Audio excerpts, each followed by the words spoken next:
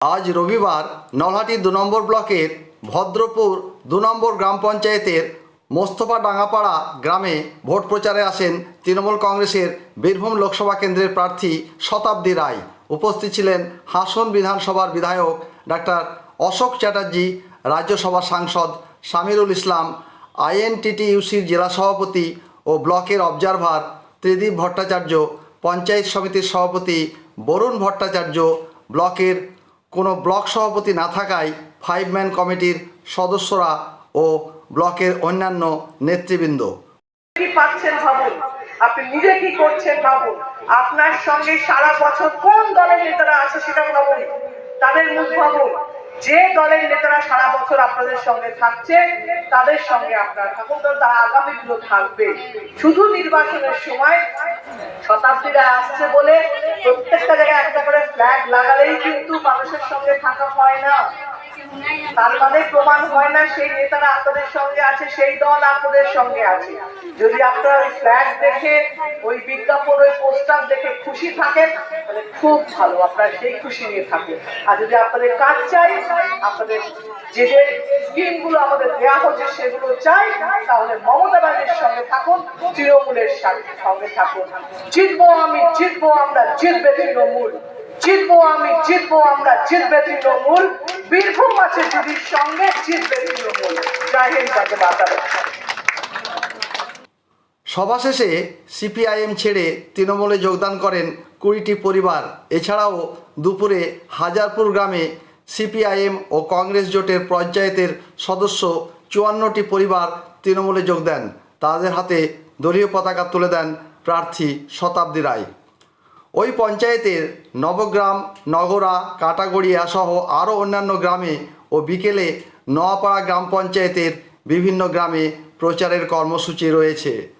বাংলা নববর্ষ উপলক্ষে আকালিপুর মা গুজ্জকালী মন্দির দর্শনে যান ও মাকে প্রণাম সারেন শতাব্দী রায়। এরপর তিনি আবার প্রচারে চলে যান।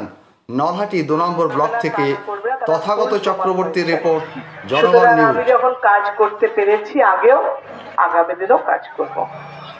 এবার বলা যাক যে মমতা ব্যানার্জির কথা। মমতা ব্যানার্জি যা যা কথা দিয়েছে এখনো পর্যন্ত সব কটা কথা রেখেছে। একটাও এরকম কথা নেই যেখানে আপনি বলতে পারবেন যে মমতা ব্যানার্জি বলছিল দেবে, দেয়নি। কি কি দেবে বলেছিল?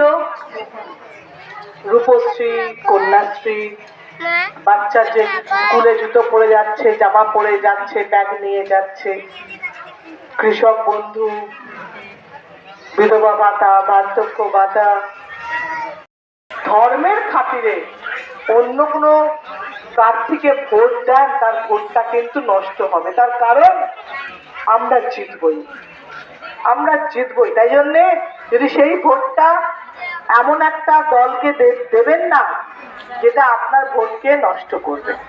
কারণ আপনারা যদি মনে করেন ধর্মের জন্য ভোট দেবেন, তাহলে সেটা কিন্তু ধর্মের কারণে ধরবে। আমরা যখন মসজিদে যাই, যে কারণে ইমাম নির্বাচিত হয়, যে কারণে মন্দিরে গেলে পুরোহিত ঠিক করি, সেটা ধর্মের কাজের জন্য।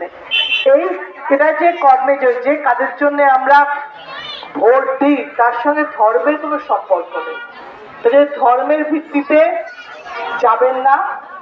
কারণ যখন শতাব্দী রায় সিনেমা দেখেন তখন কিন্তু শতাব্দী রায় ধর্ম দেখেন না।